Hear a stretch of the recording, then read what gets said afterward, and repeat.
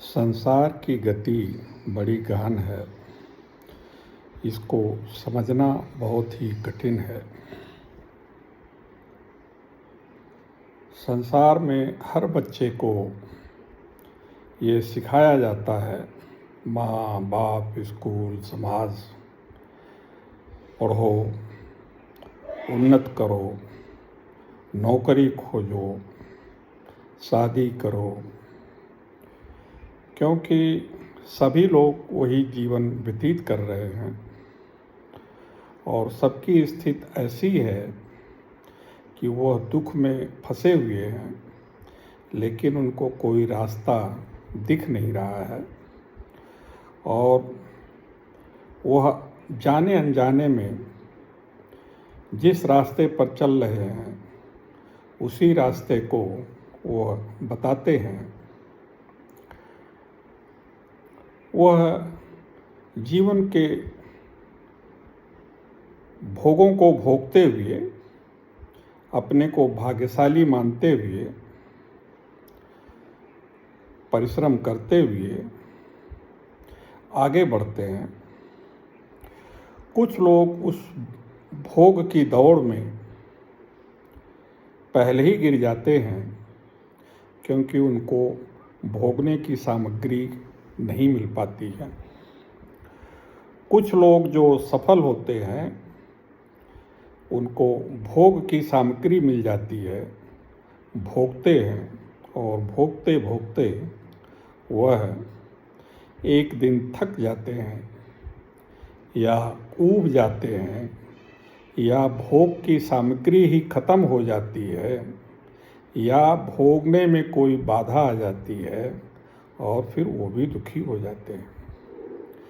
इस तरह से जिसको भोगने की सामग्री नहीं मिलती है वो तो दुखी होता ही है और जिसको भोगने की सामग्री मिल जाती है वो भी अंत में दुखी हो जाता है, क्योंकि या तो अपनी शक्ति छीड़ हो जाती है और भोग नहीं कर सकते हैं या भोगने की सामग्री खत्म हो जाती है, शक्ति खत्म हो जाती है और कुछ नहीं तो मृत्यु सामने दिखने लगती है कि मृत्यु तो यह जीवन और भोग दोनों को छीन लेगी और वह डरावना स्वप्न उनको रात में भी दिखाई पड़ने लगता है।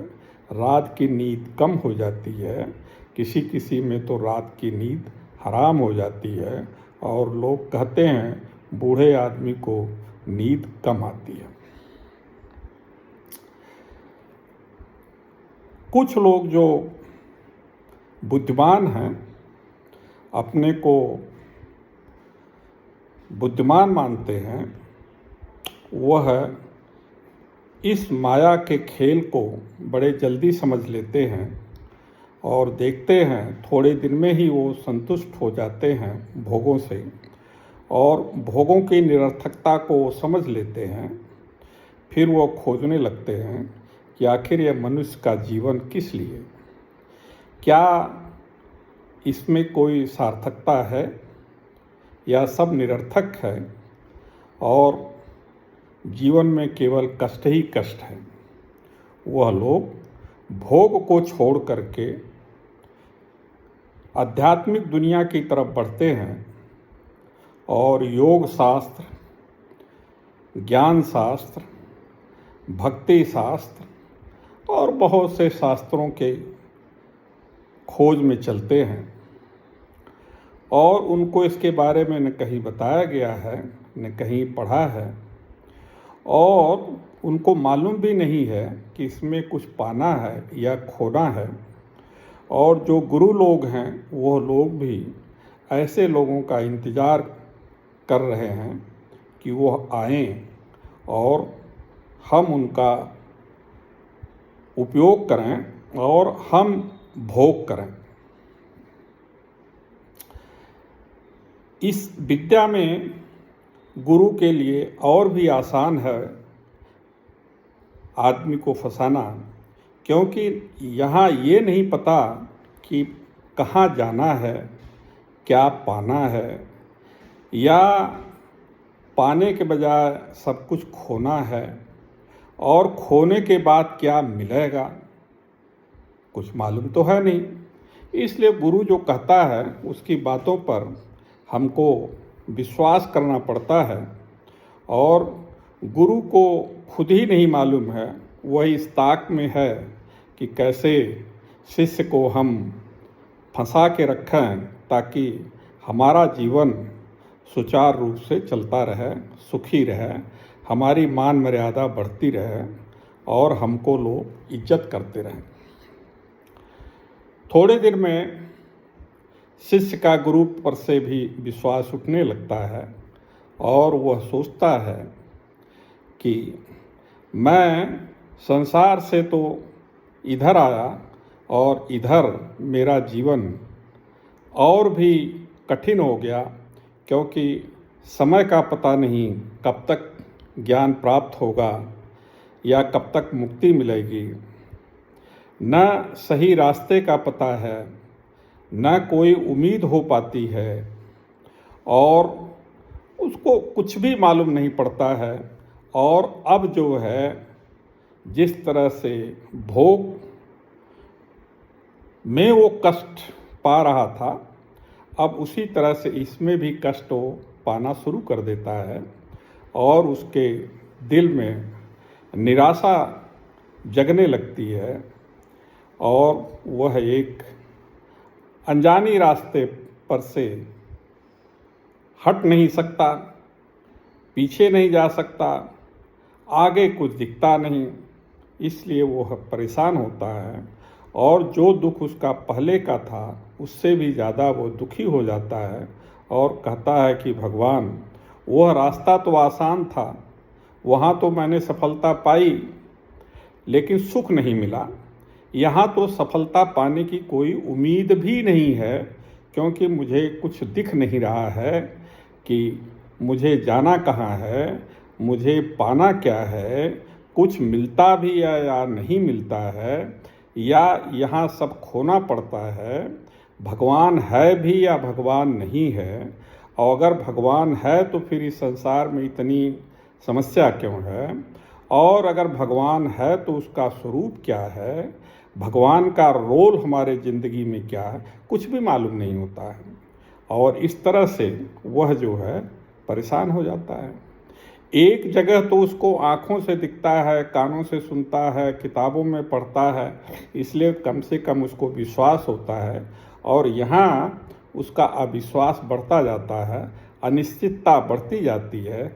इससे उसके दुख की सीमा नहीं रहती है, बल्कि वह इस योग मार्ग में, इस आध्यात्मिक मार्ग में वह बहुत ही असाध्य दुख में चला जाता है। और कभी कभी तो उसके दिमाग भी खराब हो जाते हैं और कोई सफलता नहीं मिलती है, और वह अपनी पुरानी आदत से लोगों से सम्मान उम्मीद करता है, वो भी नहीं मिलता है। फिर वो कहने लगता है कि माया मिली न राम। कहता है कि उधर माया में गए तो वहाँ कष्ट मिला और हम उस सुख में नहीं पहुँच पाए जहाँ हमको पहुँचना था। वहाँ से आए तो यहाँ राम भी नहीं मिले। और यह कहते कहते वह आदमी अपना जीवन बताता है और सोचता है कि आदमी का जीवन ऐसा ही होता है, और वह दूसरे लोगों को भी बताने लगता है कि संसार बड़ा कष्टमय है, आदमी का जीवन ऐसा ही है। और सब लोग फिर उस रास्ते पर चलने लगते हैं, मान लेते हैं कि अब इस कष्ट से निकला नहीं जा सकता है, इस दलदल से हम उबर नहीं सकते हैं, और फिर वो जीवन ऐसे जीने लगता है। इस तरह से पूरा जीवन उसका कष्टमय ही बीत जाता है। अब क्या इसका कोई समाधान नहीं है? देखिए, सोचिए जरा, अगर हमको यह मालूम हो कि हमको जाना कहाँ है तो हमको रास्ता खोजना कोई बहुत कठिन नहीं है। लेकिन कोई जानता ही नहीं कि जाना कहाँ है, और वह चूंकि गया नहीं है वहाँ, तो रास्ता भी नहीं बता सकता।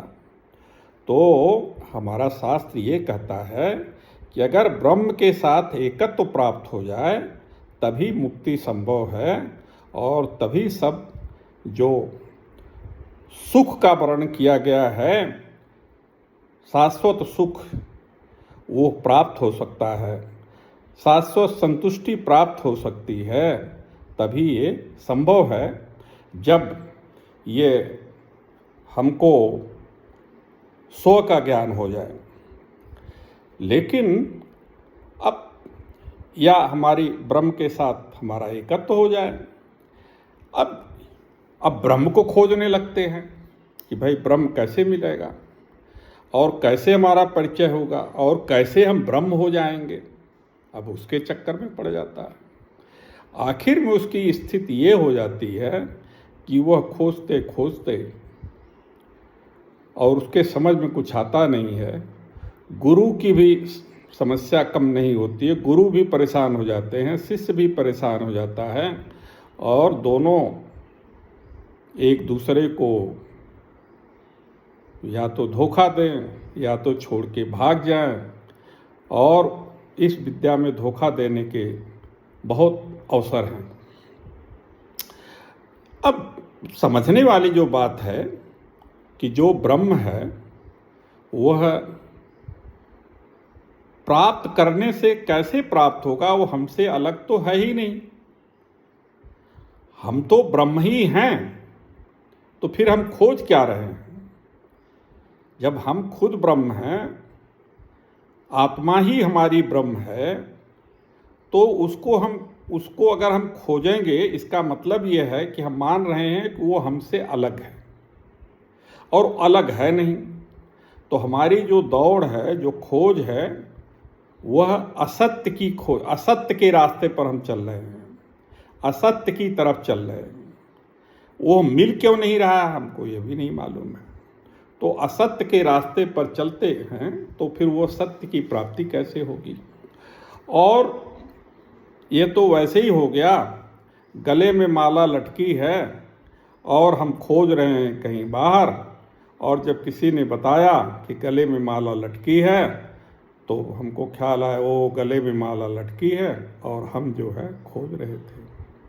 उसी तरह से हम ब्रह्म ही हैं और हम ब्रह्म को खोज रहे हैं। कभी कभी तो अब आप देखिए ब्रह्म का गुण क्या है। ब्रह्म का गुण वो निष्क्रिय है, वह अकर्म है, वह अनंत है, वह आनंद स्वरूप है, वह ज्ञान स्वरूप है। अब ये सब हमको देखना है, वो हमसे दूर नहीं है। अब जो हम हैं और अगर हम उसको अपने से दूर खोजेंगे तो फिर वो कभी दिखेगा ही नहीं। वो आँखों से या कानों से, सुनने से, देखने से या सूंघने से या स्वाद से उसका पता नहीं लग सकता। और इसमें तरह तरह की बातें कही गई है, इसलिए वो भटकता रहता है। अब समझने की बात यह है कि जो भोग रहा था हमारे अंदर, क्या वही अब योग की तरफ नहीं मुड़ गया है? और जो भोग रहा था उसी के नाते हमको कष्ट हुआ है। जो भोगने वाला था उसके नाते हमको कष्ट हुआ है। और वही जो भोगने वाला था वही अब योग करने वाला हो गया। कहने का मतलब जो भोगने वाला था वही योग करने वाला बन गया। दोनों जगह सत्ता एक ही है। वो झूठी सत्या है या सही सत्या है, आप इसको पता करेंगे तो आपको पता लग जाएगा। तो जब उसने वहाँ प्रॉब्लम किया और जीवन दूभर कर दिया और वही खोज रहा है, वही योग में आया है, तो यहाँ तो वो और भी जीवन को कष्ट लाएगा, परेशान करेगा। इसलिए हमको उससे बचना है। जिसने कष्ट हमको संसार में दिया, हमको उसको हटाना है। कौन कष्ट दिया? ये आप खोजिए, उसको देखिए। क्या जो संसार में भोग कर रहा था, क्या वही योग करने लगा या उससे कोई अलग है। अगर वो संसार की समस्या नहीं सॉल्व कर पाया, संसार में सुख नहीं प्राप्त कर पाया, तो वह योग में भी सुख नहीं प्राप्त कर सकता, रास्ता नहीं खोज सकता, और अंत में यहाँ भी दुखी होकर के वो थक जाएगा। कहीं ऐसा तो नहीं कि उसको अगर हम हटा दें तो हम जो हैं वही हो जाएंगे। और हम क्या हैं? जब हम जो हैं वही हो जाएंगे, मतलब वही जब हम देख लेंगे कि वो तो प्रयत्न से प्राप्त किया ही नहीं जा सकता, क्योंकि वह निष्कर्म है, वह अकर्मता से प्राप्त किया जा सकता है, वह अकर्ता है। कहने का मतलब वो क्रिया से प्राप्त नहीं किया जा सकता है, वह असंग है। वह जब तक किसी का साथ हम पकड़े रहेंगे, जब तक कुछ हम पाने की कोशिश करेंगे, तब तक वो नहीं प्राप्त, क्योंकि वो तो असंग है। और जो ही ये हम समझ लेंगे और सब कुछ करना बंद कर देंगे, तो ही हम अपने स्वरूप में स्थित हो जाएंगे और हमारे सभी समस्याएं खत्म हो जाएंगी। और जो योग करने वाला और भोग करने वाला दोनों थे, वो दोनों ही समाप्त हो जाएंगे। और उनके समाप्त होने पर हम अपने स्थिति में स्थित हो जाएंगे, अपने स्वरूप में स्थित हो जाएंगे, और हम अनंत सुख का अनुभव करने लगेंगे। और अपने स्वरूप का जो शाश्वत सुख है, जो अमृतत्व है, वो जो अनंतता है, वो हम अनुभव कर लेंगे। और यही ज्ञान जो है, यह ज्ञान से ही प्राप्त हो सकता है। कौन सा ज्ञान? कि हमको कुछ करना ही नहीं है, और जो ही हम करना नहीं, निष्कर्मता में हम प्रवेश करेंगे, वही तुरंत हम उसमें जो है स्थित हो जाएंगे। जब तक हम कुछ करते रहेंगे, तब तक हम जो है उसमें प्रवेश कर ही नहीं सकते। अब न योग करने वाले बचा, न भोग करने वाले बचा, जो सत्य है वही बचा। और अब जो सत्य है उसके लिए न योग से कोई दुश्मनी है, न योग से कोई लेना है, न भोग से कोई दुश्मनी है, न भोग से कुछ पाना है। जैसा उचित समय होता है वैसा उचित कर्म करता है, जब कर्म नहीं करना होता है तो वो आराम करता है। न उसको कुछ पाना है, न उसको खोना है। जैसी परिस्थितियां होती हैं उसके हिसाब से वो व्यवहार करता रहता है और बहुत ही शांतमय और सुखमय जीवन व्यतीत करता है। Thank you very much.